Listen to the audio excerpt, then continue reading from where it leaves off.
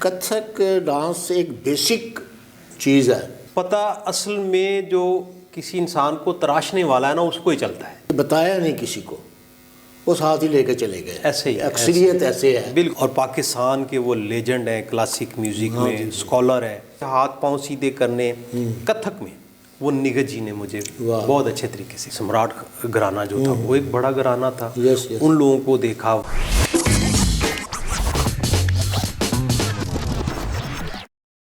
بسم اللہ الرحمن الرحیم. السلام علیکم ناظرین, آپ دیکھ رہے ہیں D S digital T V اور میں ہوں آپ کا ہوسٹ محمد سعید سیکی. آپ سب کو D S digital T V کے programme seeking celebrities with Siki میں خوش آمدید کہتے ہیں اور آج کی پرسنالٹی سے آپ کی ملاقات کراتے ہیں. معزز خواتین و حضرات, حضرت جوش ملیح آبادی نے کہا تھا کہ رقص اذا کی شاعری ہے. آج ہمارے درمیان بہترین اذا کے شاعر موجود ہیں جو پوری دنیا میں پاکستان کو ریپرزینٹ کرتے ہیں, اور کوئی بھی ایسا شو پاکستان میں ہو اور وہ نہیں ہوتے, یہ بڑی حیرت کی بات ہے. اللہ تعالیٰ نے ان کو بڑی عزت بخشی ہے, انہوں نے بہت محنت کی ہے. کہتے ہیں کہ جو محنت کرتا ہے وہ اللہ سے اس کا اجر اور اس کا صلہ مانگتا ہے اور اس کو مل جاتا ہے.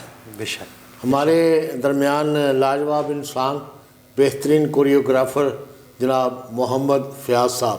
السلام علیکم جی. وعلیکم السلام. آپ کو خوش آمدید کہتے ہیں. شکریہ. اور آپ کا شکریہ ادا کرتے ہیں کہ آپ یہاں تشریف لائے. آپ کی بڑی مہربانی ہے, آپ نے ہمارے لیے قیمتی وقت نکالا. تو سب سے پہلے یہ ہے کہ ہم ذرا تھوڑا سا پیچھے چلتے ہیں. اور کہندے نے کہ جامدیاں سولاں دے منہ تکھے. کس طرح آپ کو یہ پتہ چلا کہ میں ایک اچھا کوریوگرافر بن سکتا ہوں؟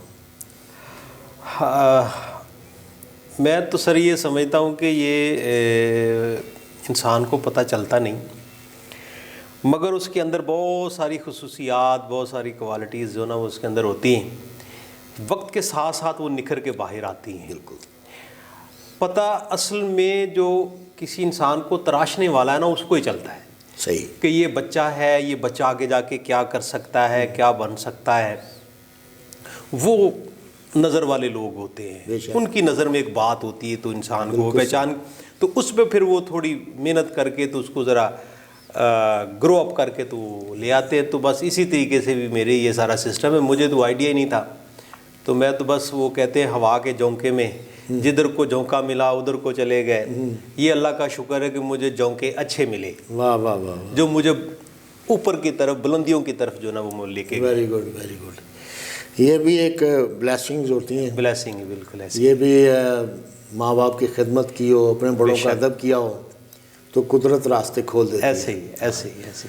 انسپائریشن آپ کی کیا تھی؟ کہ مطلب کن لوگوں کو آپ فیسینیٹ کرتے تھے کہ میں ان جیسا بن جاؤں؟ سچی بات تو سر یہ ہے کہ میں اپنے بزرگوں کو بہت لائک کرتا تھا, جو وہ بزرگ جو میرے ڈانس کے شعبے کے بزرگ تھے. واہ. میں بہت ہی چھوٹی ایج میں تھا تو بڑے لوگوں میں مجھے وہ ان کی کہہ لیں کہ صحبت مل گئی. واہ. تقریباً ٹھیک ڈانس کو میں نے اسٹارٹ لیا تھا 1994 میں, اور 95-96 میں آ گیا پنجاب آرٹ کونسل میں. تو وہاں پہ اللہ تعالیٰ کی ذات جنت نصیب کرے, سرشار صاحب تھے, وہ انچارج تھے, کوریوگرافر تھے, اور اس وقت وہ بزرگ تھے. اچھا.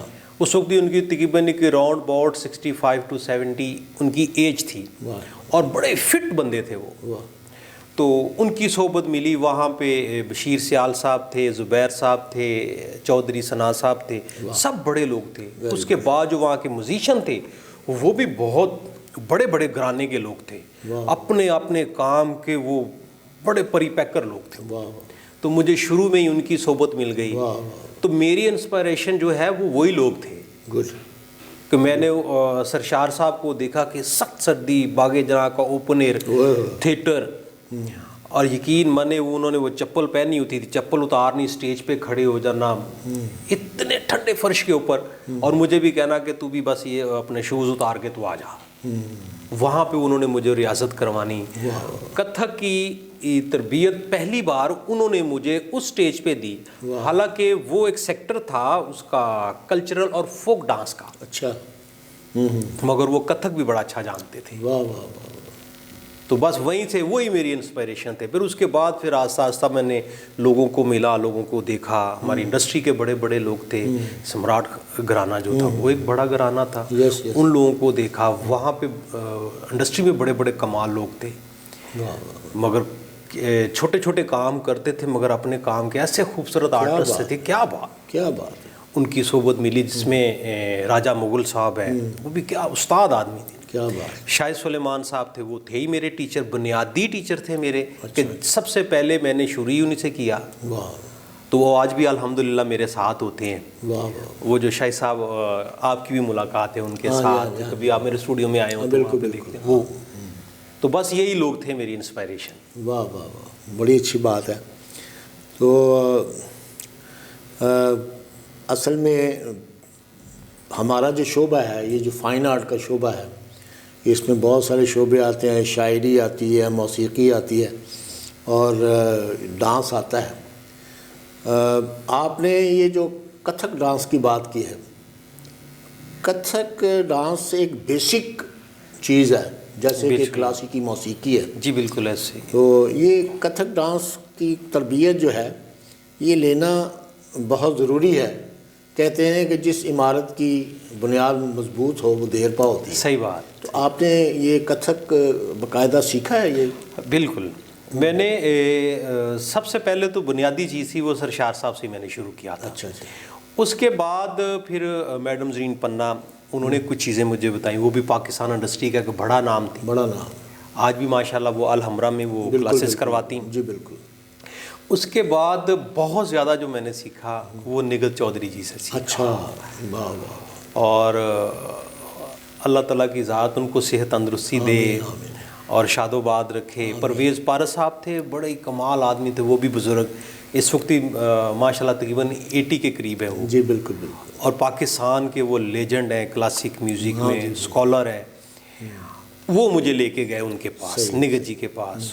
انہوں نے پھر مجھے ان کی شاگردی میں کروا دیا, مگر انہوں نے پھر مجھے بہت اچھے طریقے سے سکھایا. کیا بات. کچھ علم کی باتیں تھیں وہ مجھے پرویز پارس صاحب نے بھی بڑی سکھائیں, جس کو ہم یہ کہتے ہیں لے کی جو بات ہوتی تھی, وہ ردم کی بات, اس کا جو میتھمیٹکس تھا لے کاری کا, وہ مجھے پرویز پارس صاحب نے بہت زیادہ سکھایا.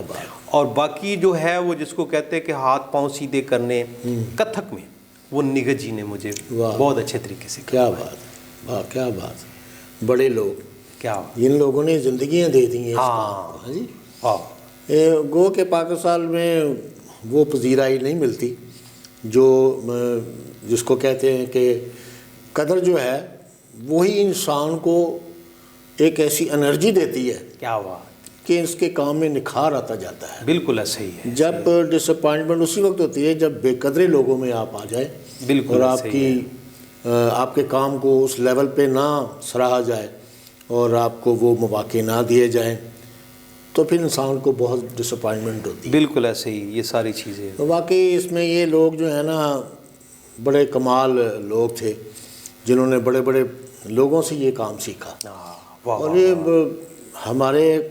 ہمارے میں یہ ایک تنگ نظری بھی ہے. جتنے بھی بڑے بڑے, میں نام نہیں لینا چاہتا, بڑے بڑے لوگ جو استاد کہلائے ہیں, انہوں نے اس میں بہت کنجوسی کا مظاہرہ کیا ہے کہ بتایا نہیں کسی کو, وہ ساتھ ہی لے کے چلے گئے. ایسے ہی اکثریت ایسے ہے. بالکل اکثریت. شاید آپ میری بات سے اتفاق نہ. بالکل میں کرتا ہوں. بالکل. تو یہ بھی بہت بڑا نقصان ہے, کیونکہ جو آپ ٹیلنٹ آپ نے محنت سے سیکھا.